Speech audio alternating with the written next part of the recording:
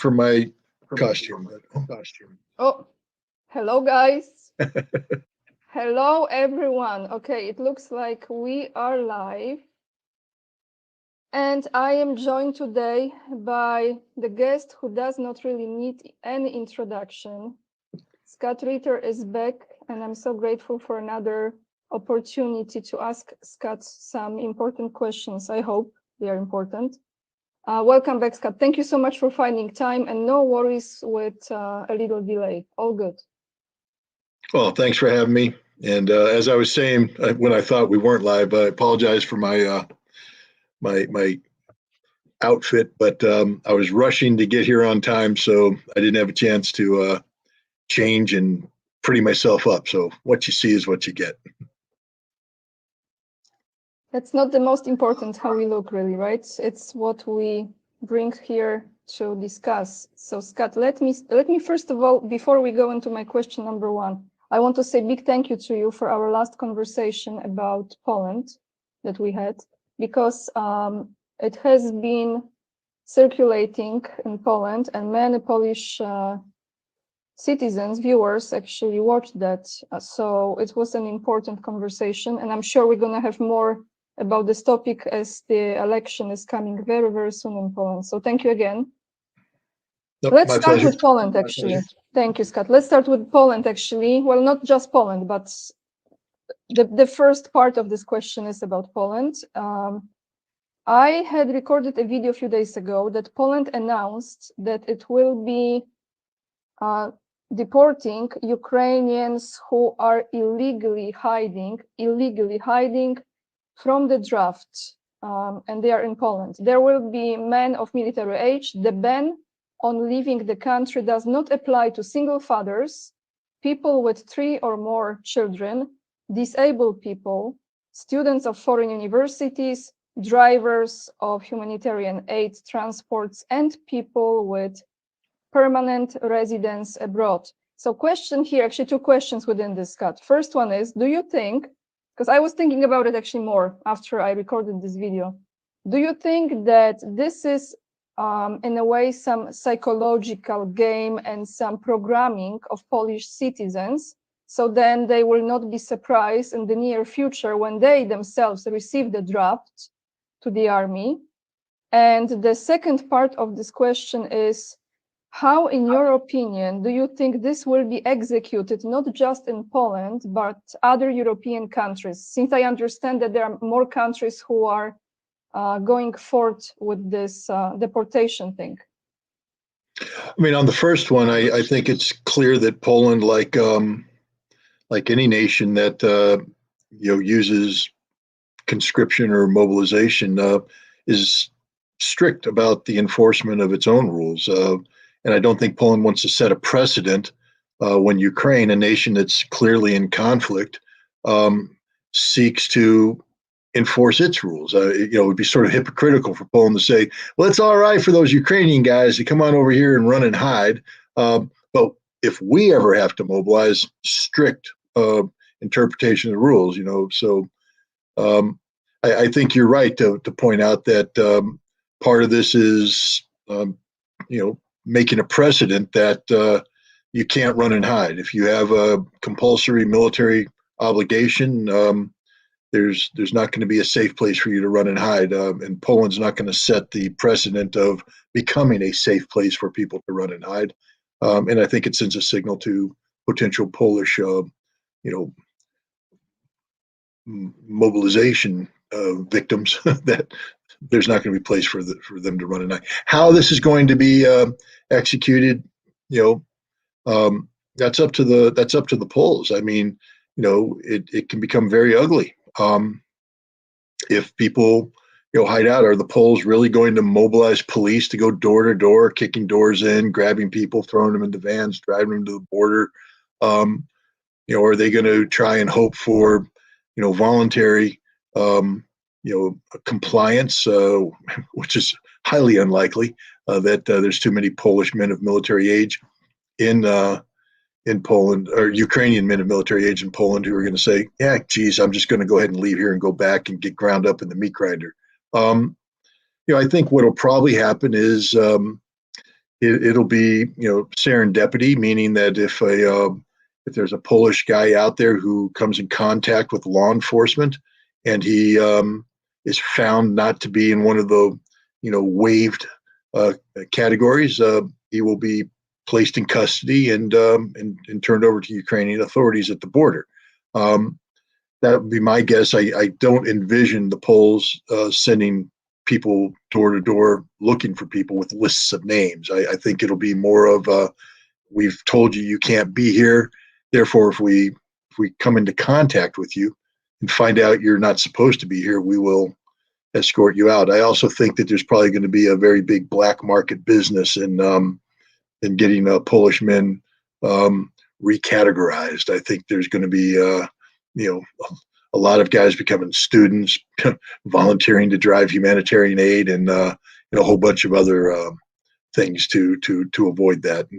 And again, whatever paperwork the Polish government issues to certify people in this status, I think you're going to find that there's going to be a heavy price attached to that paperwork. This was exactly what I said in my video, Scott. This is another enormous opportunity for money making and corruption. Absolutely. And then on the top of it, this is another psychological aspect to play within this scenario, that Law and Justice, this leading party now, right? Well, forever leading in Poland.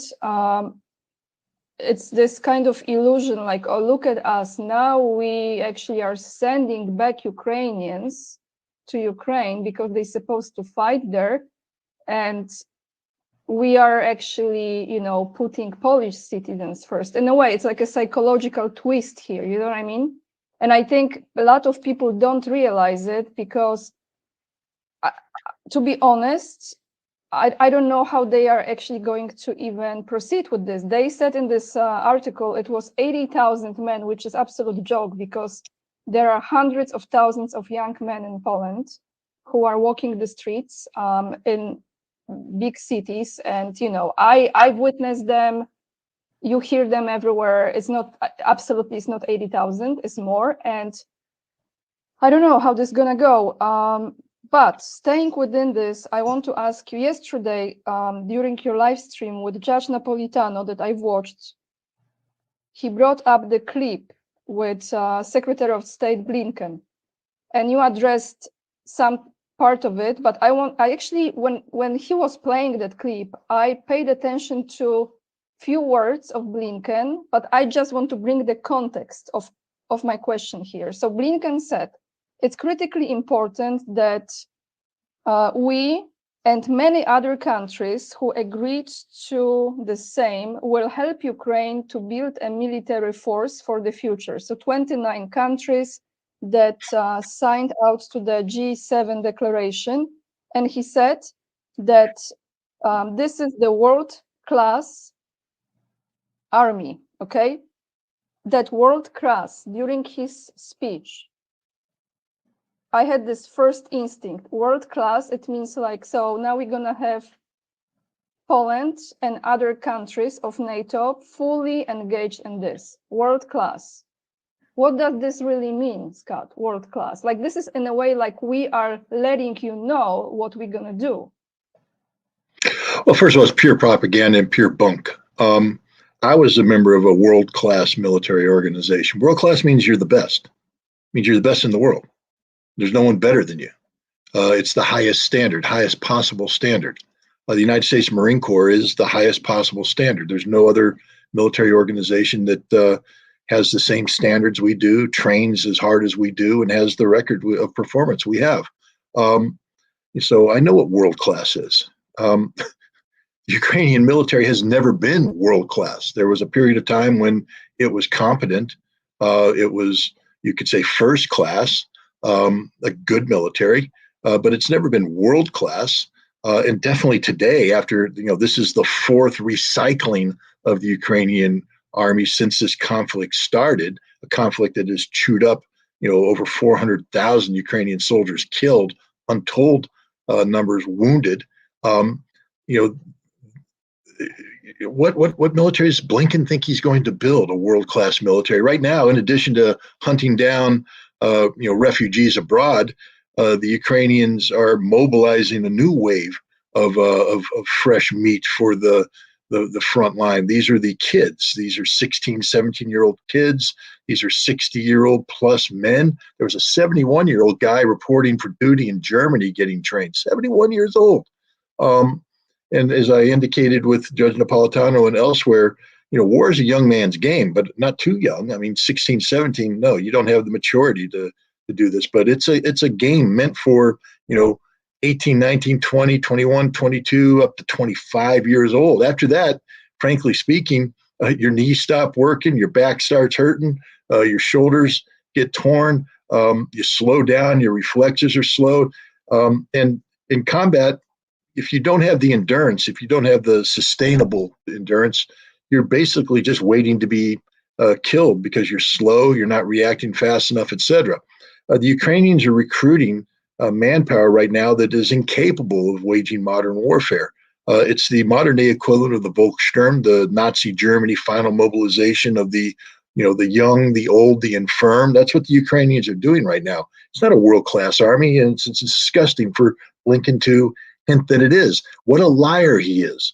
A world-class army isn't just about manpower, it's about the equipment, but NATO's giving them, with some exceptions, but NATO for the most part is turning over equipment that's old, out of date, obsolete.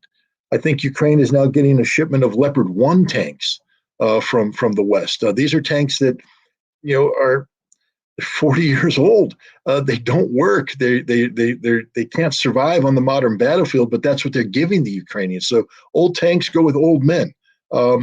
This is disgusting. This is a shame for Blinken, a shame for America, a shame for any nation that claims to be the friend of Ukraine. Friends wouldn't do this to friends. This is proof positive that the United States and NATO are using Ukraine as a vehicle to inflict pain on Russia, regardless of the cost. We don't calculate Ukrainian lives because we don't care about Ukrainian lives. The numbers don't matter because the Ukrainians don't matter. All we want is to hurt Russia. And I don't know what it's going to take for the Ukrainians to wake up and realize this. I mean, you should realize it now. You're mobilizing the young kids. You're mobilizing the old men. You're mobilizing people with mental disabilities, people with physical disabilities, people who should never serve in uniform. But that's who you're mobilizing because you have no one left. When Lindsey Graham said a while back that this war will go to the last Ukrainian, I think the Ukrainians need to wake up and realize he meant it. America's willing to let Ukraine fight to the last Ukrainian, and they're coming close to that. Thank you for this. I actually just reminded me something. I completely forgot to share this with you. When I was in Moscow several months ago during winter, I encountered a waiter from Ukraine. And we had a conversation because he was actually very surprised the way how I think that, I come from Poland and I think like this. And he escaped. He was in his early 20s. He escaped from Ukraine. And he was telling me how afraid he was to even talk about it, like how his friends rejected him, how they hated on him because he left, right? Now, when we were talking this question number one about the deportation, Scott, I was wondering, those Ukrainians, those young Ukrainians in the military age, those men who left, instead of going west, they actually went east to Russia. Okay, how I cannot imagine Russia sending them back to Ukraine. I cannot imagine this. How, in your opinion, this, like, for example, why? Well, now it's an issue because they are in Poland. Maybe if they pay enough, they can exit Poland and escape to Russia, because I feel they are more protected in Russia. Your thoughts on that? Well, first of all, I think we need to understand that the number of Ukrainians who fled to Russia is not insignificant. It's a very, very large number. Millions of Ukrainians have fled to Russia because it is the safest place for them to be. Russia takes care of them. Russia provides for them, gives them health care, gives them the ability to work, roof over their head. The children can go to camps, to live a life of a child, not be on the run as a refugee, etc. The Russians are very receptive to Ukrainians, and millions of Ukrainians have gone to Russia and are being treated very well by Russia, because Russia views them as fellow Slavs, as part of a greater Russian nation. Russian nation is not just ethnic Russians. The Russian nation is a concept of people with shared history, shared cultural values, shared religion, shared languages. But in Russia, you can speak Ukrainian without any penalty. It's an accepted language in Russia. If you speak Ukrainian, it's a language that they say, yes, that's a language of the Russian nation. Unlike speaking Russian and Ukrainian, which in some cases is a death penalty, a death sentence. So I think it's been an underdeveloped aspect of this conflict, just how receptive Russia has been to receiving Ukrainians that don't want to be a party to this conflict, who don't want to engage in supporting a government that stands for nothing more than perpetuation of ultranationalism, that has has in its history a close linkage with the Nazis of Germany. These are people who slaughtered tens of thousands of Jews, hundreds of thousands of Poles. Again, I don't understand why the Polish government continues to work with the Ukrainian government. That's a question only the Polish people can answer. Because it's Polish-speaking government, and if you go deeper, I told you, into the family tree, you find some very interesting connections there. That's why. Yeah, no, but the Polish people. Again, another question altogether. But the fact is, Russia will not send these people back. That's the last thing Russia would do, is send them to Ukraine. Russia has made it clear that it's a one-way trip. You come to Russia. At some point in time, if the situation is such that these people voluntarily want to return to Ukraine, whether it's Ukraine as a Ukrainian state, Ukraine as a Russian-controlled entity, or Ukrainian territory that's been assumed by Russia, Russia would facilitate their return. But Russia's not in the business of punishing Ukrainians for being Ukrainian. That's the last thing Russia's about. And I think as more and more Ukrainians become informed about this and educated about this, I think you're going to see that they still are going to Russia. Ukrainians are still making their way to Russia. And many of the Ukrainians are, looking at Russia saying this is a good place to live, because there isn't the inherent prejudice and, the hatred that would exist if Russians went to Ukraine.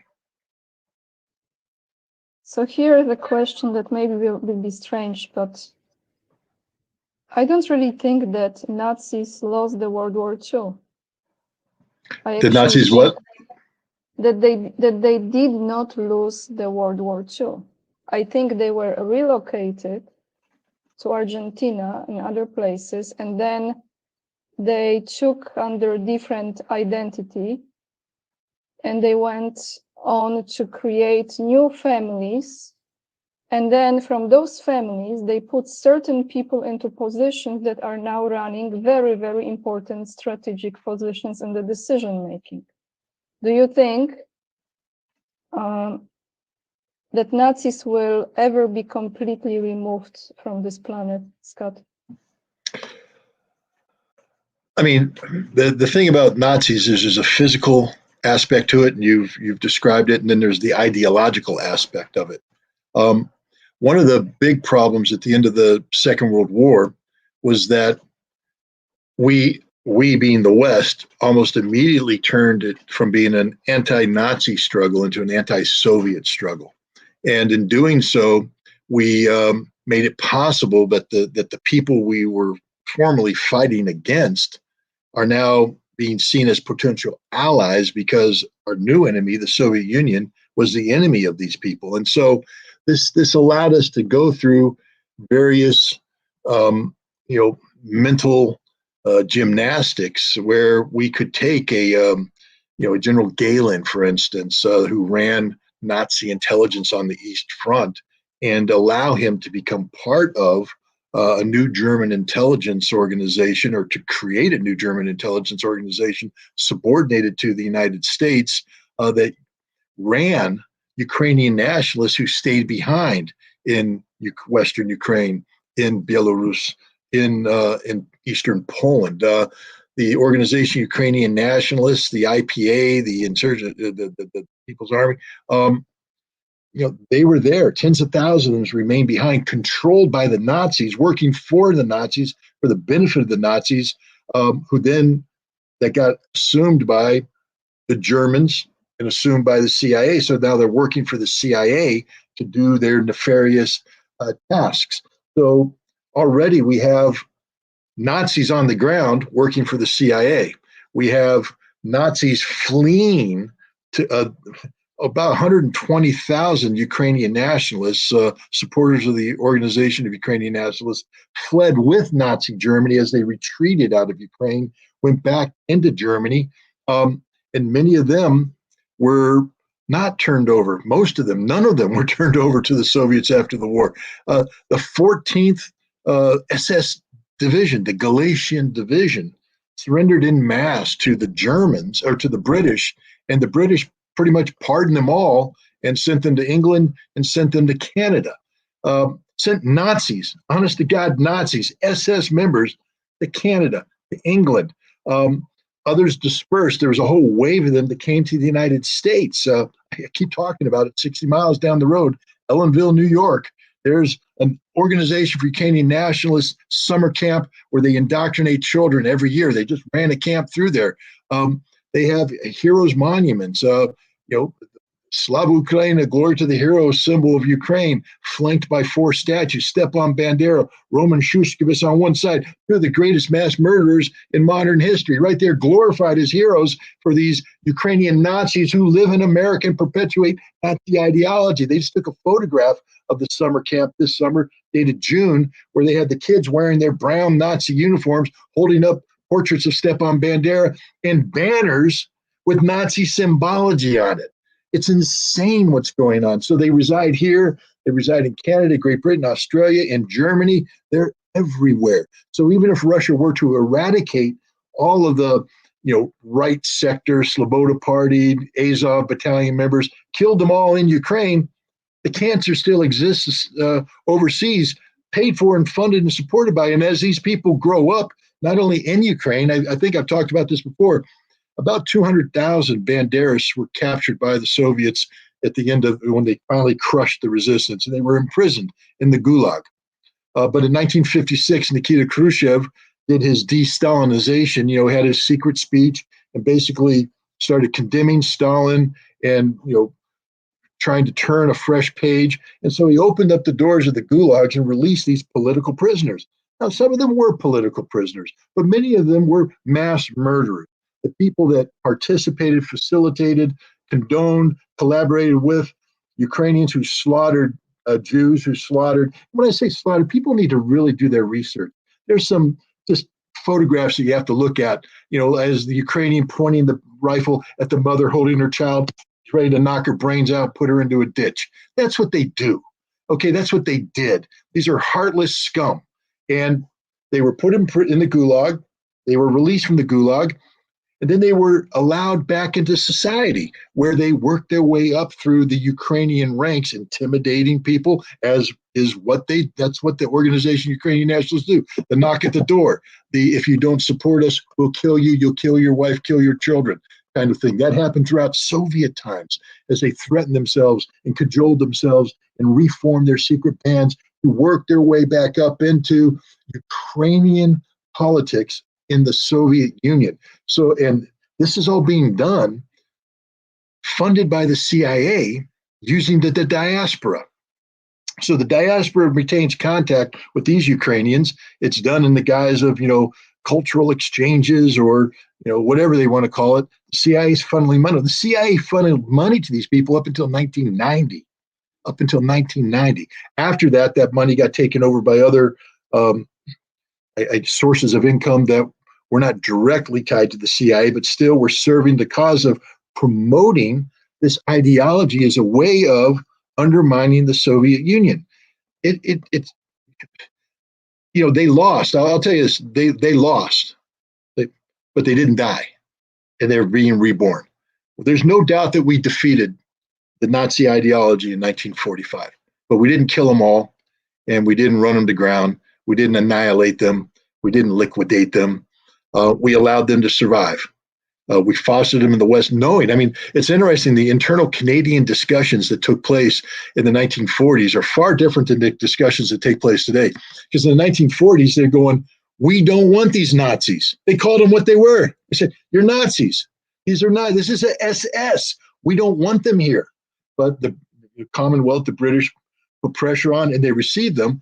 They were received by a large Ukrainian diaspora that already existed, and they took over that diaspora, imprinting upon them, the organization Ukrainian national mentality, ideology. And today we have people like Chrystia Freeland, senior Ukrainian government official. She's a Nazi, 100% Nazi. She lies about her grandfather's past as a Nazi propagandist. She was raised in the scouting system, which is a pro-Bandera scouting system.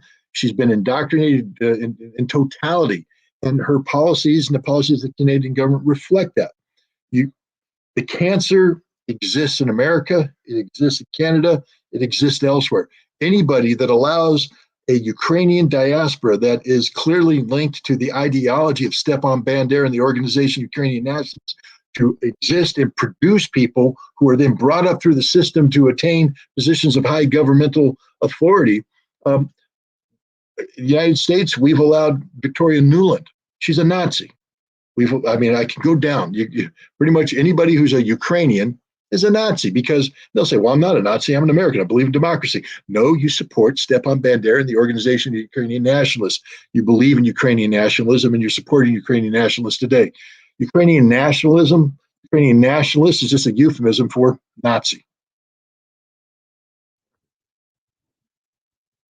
When you were saying all of this, actually those images came to my mind. There was an anniversary of Bowen in July, right? You remember that NATO summit, Scott, was the same day? Yeah, and July 12th, July 11th, July 12th, yeah. I was doing the research about, I came across some documents and some videos that had a recording from very, very young men who were children of those people who died, and they escaped, and they went into those like fighting how to say it's organizations, or they became like soldiers, like children soldiers almost, and how they were describing the cruelty. When you said it, I just had this image. They were literally, and I have enough strength now to say it for some reason, they were taking children, little children, newborns, and just putting them on the fence live, like sticking them on the fence. And mother was watching. They were cutting women in half. They were doing,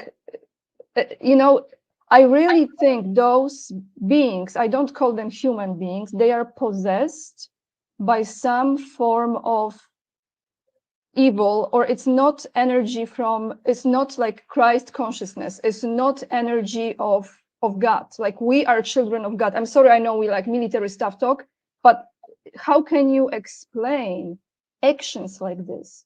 What has to be in that creature to commit such a crime? And that's what I'm saying, like how we can ever dissolve this, like remove this, like there's no room for this to exist. Well, I got in trouble saying this, but I believe it strongly. I likened the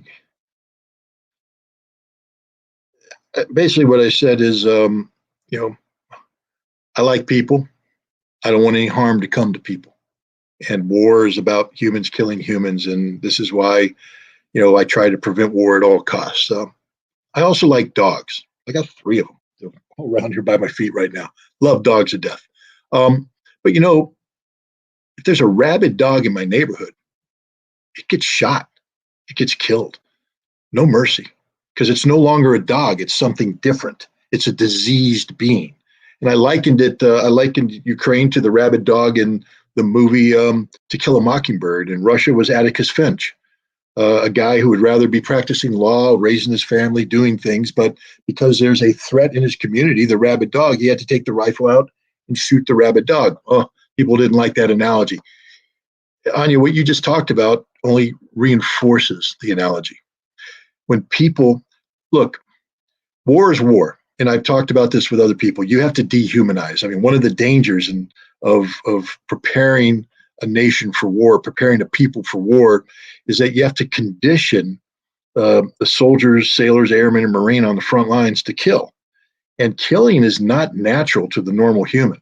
I mean, it's not your natural instinct to go up and jam a knife into someone's gut, twist it while they're staring in the eyes, and and bring pain to them, hear the scream and all that. That should make most people say, "I don't want to do that. I really don't want to do that." But if you have to do it, you have to treat the other person as something other than human. You have to dehumanize them. That's why in wartime, you get all these awful slangs. If you go back and look how the United States called the Japanese during World War II, or what we called the Germans, what we called the Vietnamese, what we called the Iraqis, anytime we go to war against people, we come up with names that dehumanize them, that turn them into something that is less than what we are, because that's the only way psychologically you can kill them without going insane. Because otherwise you just go stir crazy. But there's a difference between me being able to go into a trench line and shoot somebody point blank or stick a bayonet in them. They're dead. I move on. They don't exist because they're subhuman. I move on.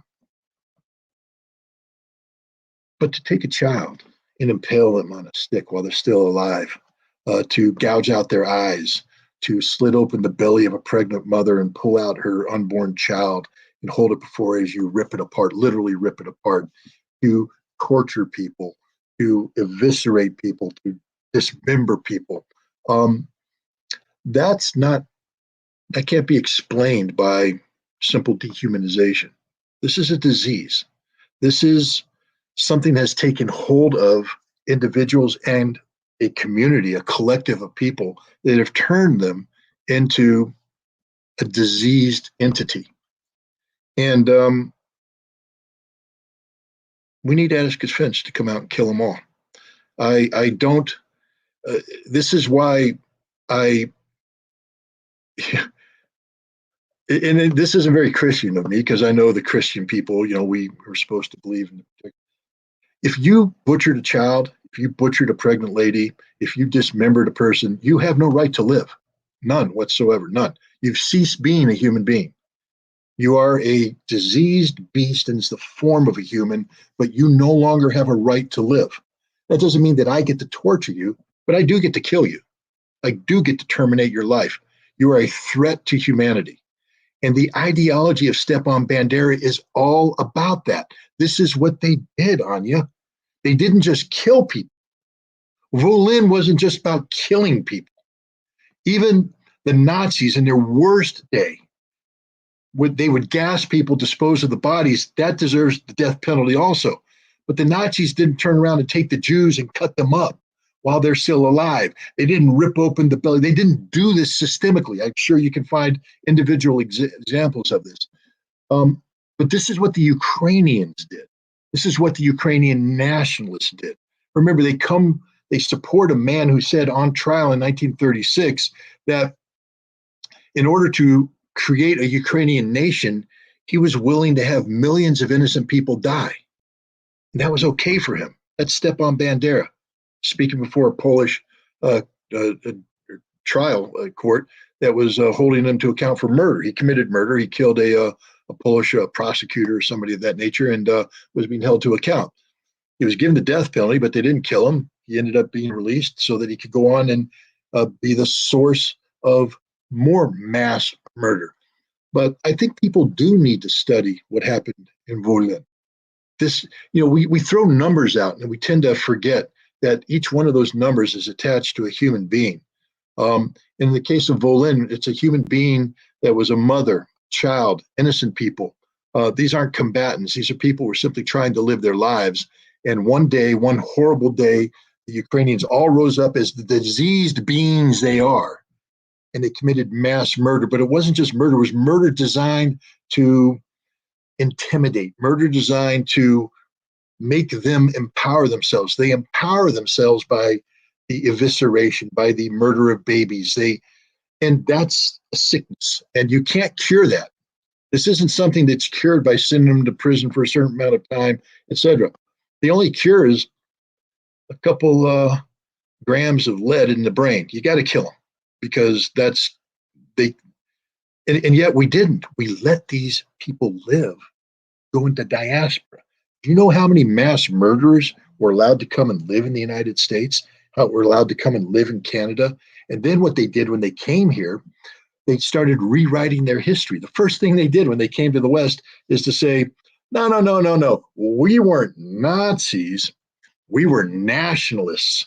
But, we had no choice but to, work. But weren't pro-Nazi. We're anti-Soviet. We were fighting the Soviets. It just so happened that the Germans were also fighting the Soviets. But we didn't believe in any of that. We were just nationalists. We're in a very difficult situation. And they start rewriting their history to confuse people.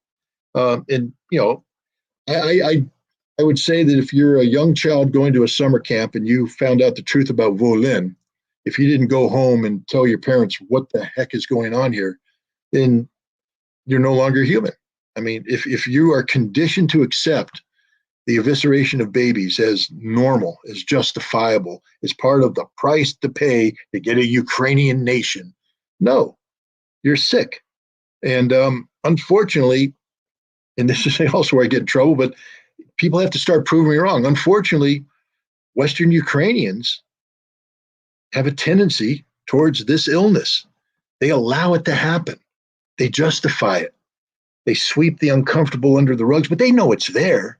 Just because if you're coming to visit me and I take all the dirt and I sweep it under a rug and make my house look like it's clean, I know it's not. I know what the truth is. I'm just deceiving you. And Western Ukrainians today who claim that it's just about nationalism, it's an unfortunate part of their history, it's not a big deal.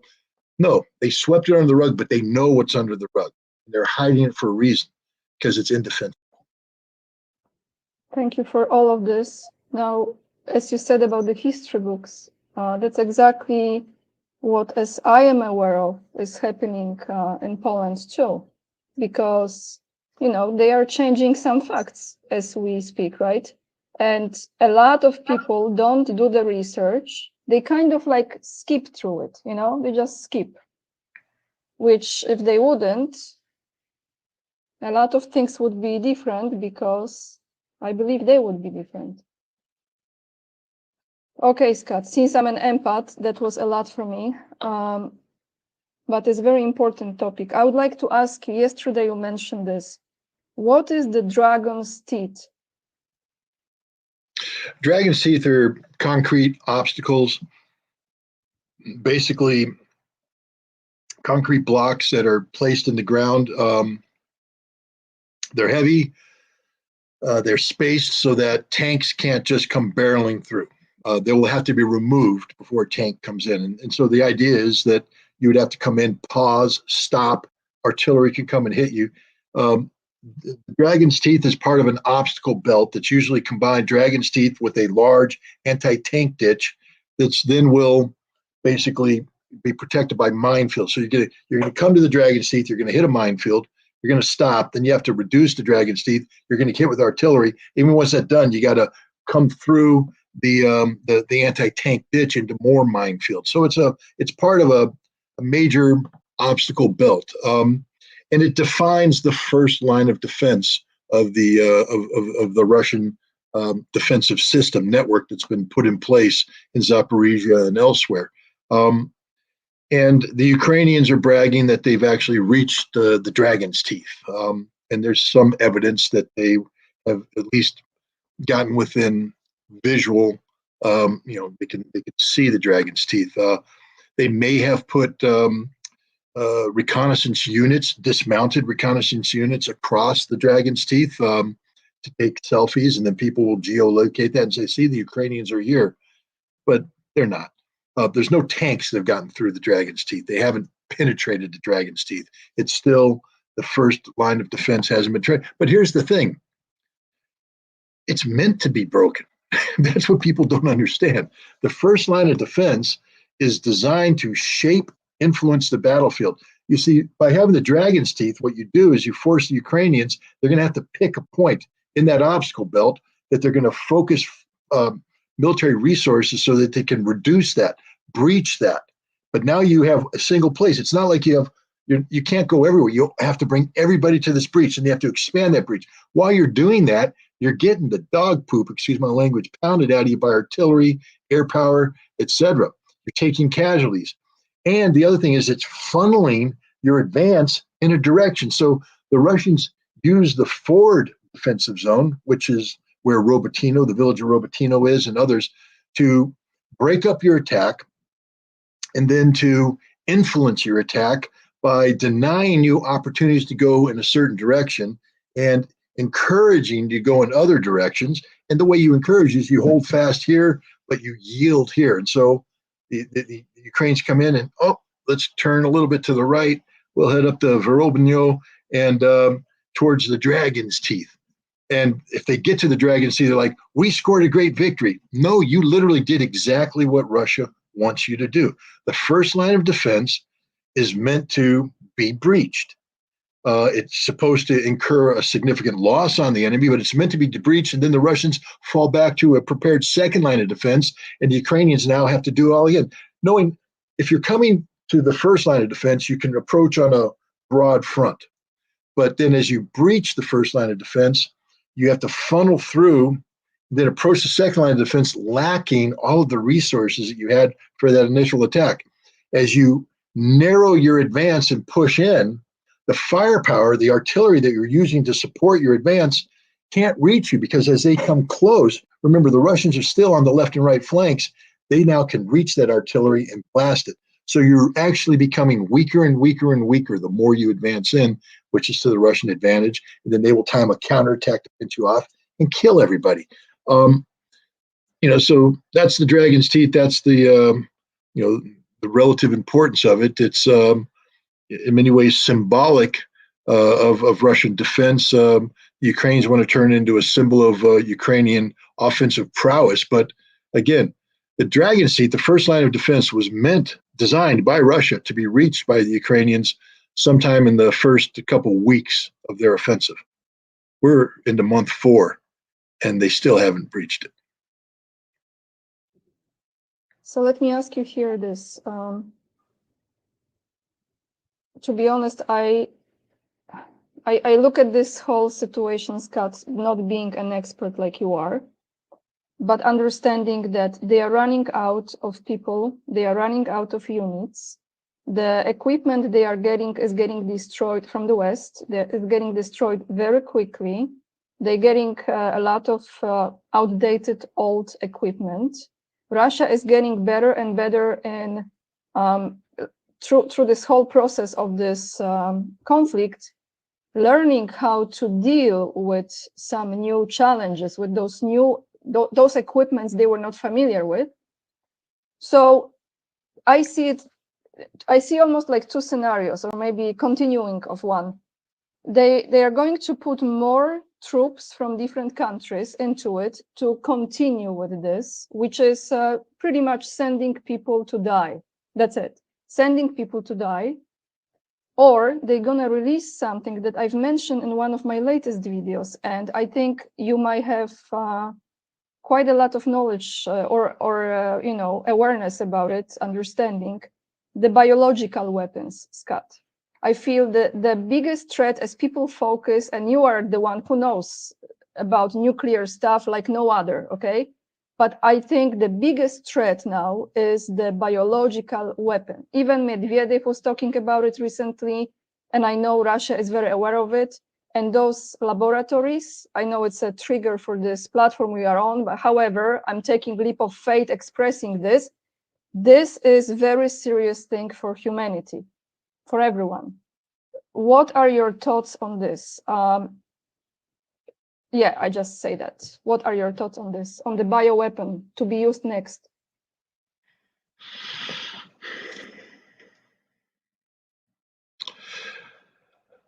I mean, first of all, we can't be dismissive of the possibility of biological warfare being used in this front, just simply because the United States has yet to answer fully and to satisfaction what they were doing in Ukraine with their biological programs.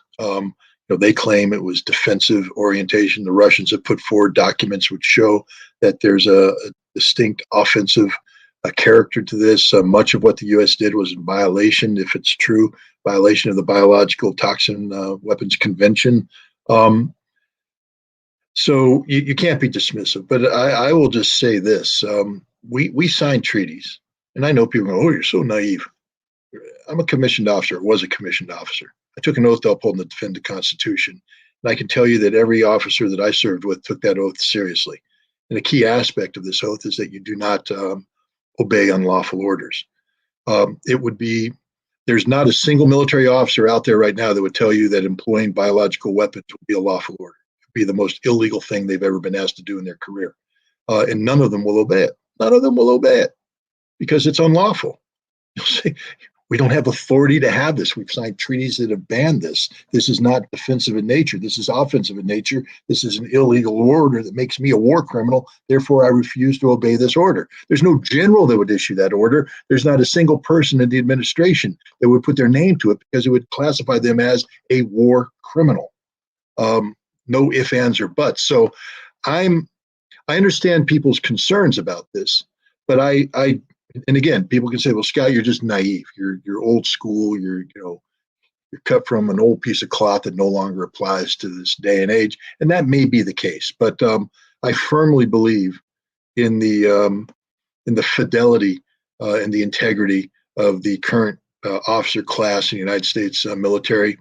And I also believe in the same for many, not all, but many of the government officials that are in power.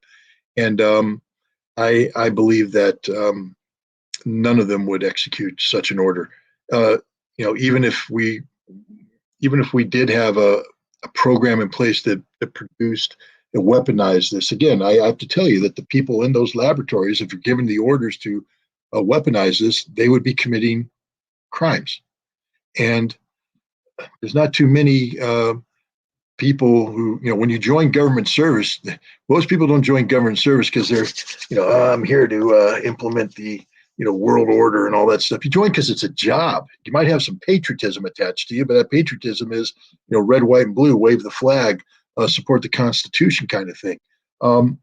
So these are normal human beings that are doing some sensitive work, but they are going to react as a normal human being would be if somebody said, remember all that stuff we said we can't do? You signed, you said you're not going to do, we're going to do it now. Most of them would say, we can't. That's illegal. I'm not going to break the law. I have a family. I don't want to go to jail. I don't want any of this stuff to happen. And I firmly believe that there's enough of that in the United States that that kind of order would never be executed by the United States. The United States would not stand by idly while NATO ally sought to implement it in our stead, meaning, let's say, Poland stepped up. I just don't see Poland doing that because it forever condemns you. You become forever tainted. And I don't think the Polish government's in the business of being forever tainted. You know who is in the business of being forever tainted? The Ukrainian government. They're willing to do just about anything to stay alive. But how are they going to get a biological weapons program, no strings attached? We may see acts of desperation by the Ukrainians, but again, biological weapons programs also are very, very difficult to weaponize. You might be able to, throw a little bit here, a little bit there, and some people get sick. But the thing about it is, as a weapon, what you don't want is an outbreak of something that can be contained, and then antibiotics brought in, and you solve the problem. As a weapon, you want it to be broad based. You want it to impact everybody at the same time, have an impact. And to do that with biological weapons is very, very difficult. Very few nations have been able to do that. There was a Japanese terrorist group, Shinroku or something like that. that tried weaponizing the anthrax and botulinum toxin, and they were unsuccessful in both times because it's hard to do. It's really, really hard to do. And so I'm not. I mean, again, I said we have to keep an open mind. We have to be, cognizant of the fact that there are biological labs, and there were biological labs in Ukraine, whose purpose seems to be nefarious, and there's not been adequate answers provided. So you have to remember that. But you also have to keep in mind that the people that would have to implement this would require a level of criminality that doesn't exist in mainstream America, especially amongst the ranks of commissioned officers. We're not in the business of committing war crimes. That's not what we do. And every officer I've ever met, past, present, future, would not obey such an order. It amazes me, and actually it's good that you're so optimistic about it, because I really believe they don't care, and they would be able to go this far, and what could save us is only the divine intervention, Scott, honestly. It's like divine help, because the whole situation with, let's just say 2020, I don't want to use the words that trigger, because that still triggers. There is so much behind it that it was just like a test, and I was just thinking when you were saying all of this, is it possible that those drones, those drones are frequently being sent over Moscow now, right? Like almost every day, there is another drone that they detect, they bring down, etc. Do you think that the biological weapon can be, I don't know what's the word in English to use, can be spread this way, can be used? Can drone be used to use that biological weapon? I know it's like because I really don't know about it much. I just have some sense about it. Can drone be used for that? Well, the answer is yes. I mean, we've war gamed this out before. If you remember, in the lead up to the invasion of Iraq in 2003, the United States was talking about the Iraqis taking drones, putting them on container ships, getting the container ship close to the United States, and then sending the drones out to spread biological agent, dry powdered anthrax, and things of that nature. So, yes, the answer is yes, drones could definitely be used that. But let me also make it clear. If a drone was used that way, and that drone fell into the hands of the Russians, you wouldn't be able to disguise what it was doing. It would be obvious to all. So it's not as though you do something and the Russians would go, "Oh gosh, we didn't know anything about it." And I can guarantee you that the Russians take every piece of a drone that is brought down in Russia, and they run it through the various labs. They'll do the swabs, et cetera, do the testing to make sure that it wasn't used for something like that. They'll evaluate the wreckage to look for any potential dispersing mechanisms. And like I said, weaponizing biological agent is extraordinarily difficult, but then you have to actually turn it into a weapon, meaning you have to have a dispensing mechanism, and that's complicated too. And none of this will be done in a way that cannot be detected. So if you send a drone in, unless that drone returns all the way back to its point of origin and is hidden away, the drone wreckage will give away clues as well. And the Russians are very professional in this regard, and I'm sure that they're doing their due diligence. And so if the Ukrainians were ever to do this, Russia would find out about it almost instantly. Thank you, Scott. And also one more thing on this here, because my questions are literally born from talking to you. I had just like 5 questions.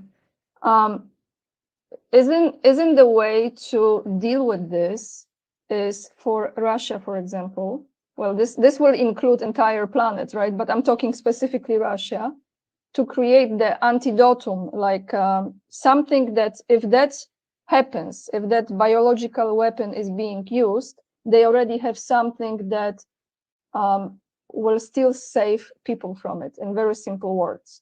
Is this the way to go about it? Do you know what I mean?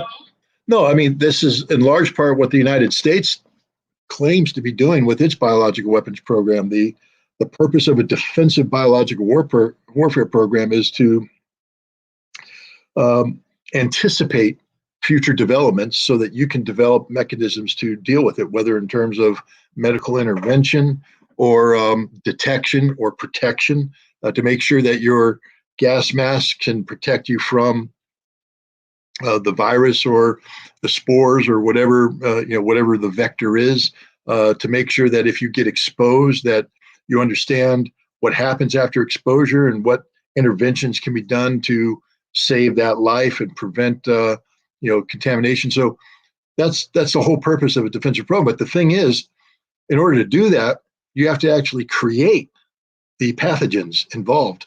Now they say, well, we do it on such a small scale, it doesn't matter. But once you create the pathogen, it's biological. It's just a matter of scaling up before you have an offensive program. I think that the Russians, I can't speak for them, but I bet you in Russia somewhere there are organizations whose job it is to predict the future when it comes to biological warfare, who do the research so that Russia will not be caught blindsided by any new attack. And now that they have evidence of something taking place in Ukraine that looks suspiciously like it could be either a dedicated biological warfare program or easily converted into one, that the Russians have examined the research that was being done, tried to extrapolate potential threats, and are looking at ways to protect themselves from that threat. So I think that that's what Russia is doing. I don't have any way of knowing, but I'm just saying that that would be logical for Russia to be doing. Thank you, Scott. My last question will be to end this live stream on closing it on Ukraine. So how many troops are there? How this will go from this point on?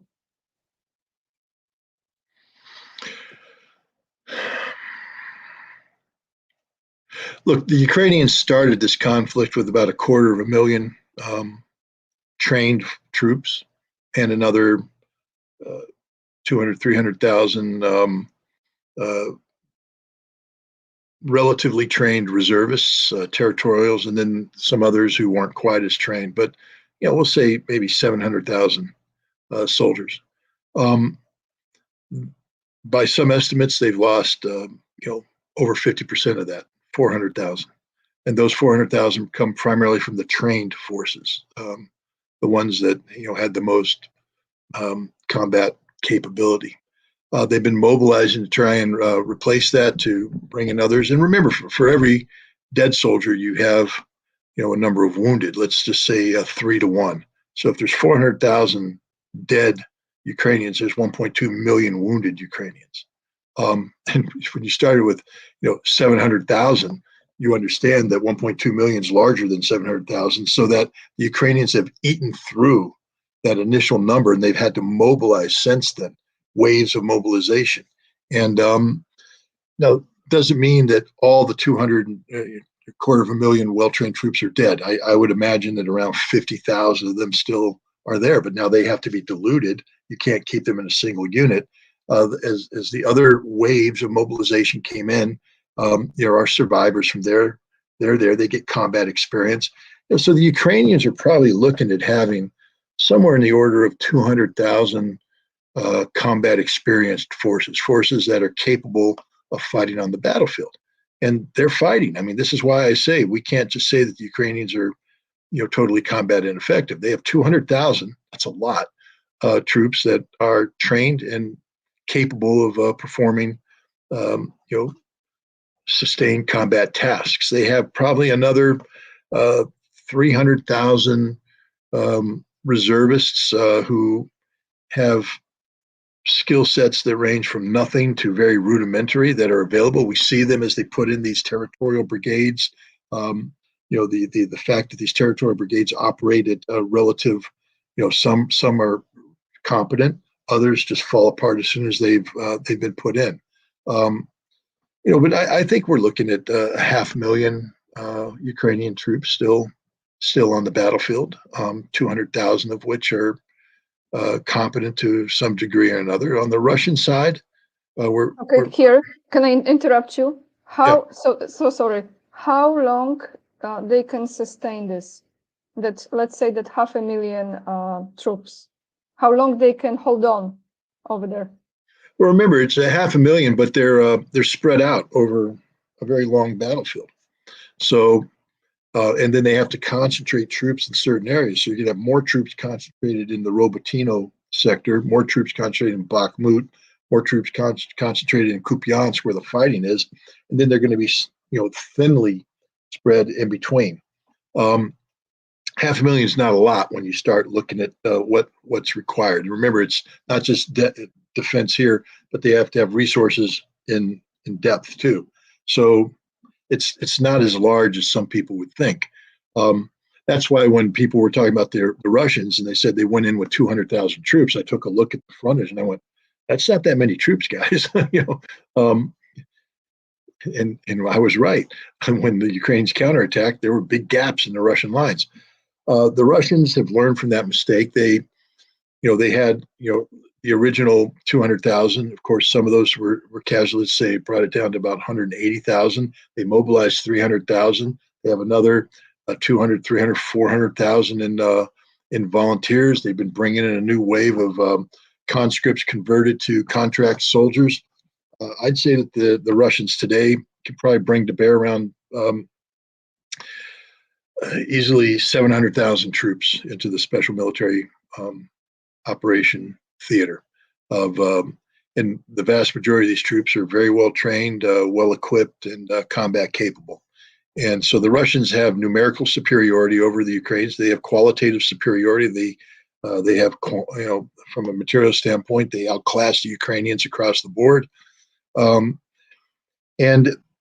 as long as the Ukrainians insist on carrying out this counteroffensive, and the Ukrainians, you can see their numbers get ground down even further. And the more you grind those down, you don't have anybody to replace. Let's say they get the Volkssturm units up. They're going to come in and they're going to be eliminated almost immediately because they have no combat capacity.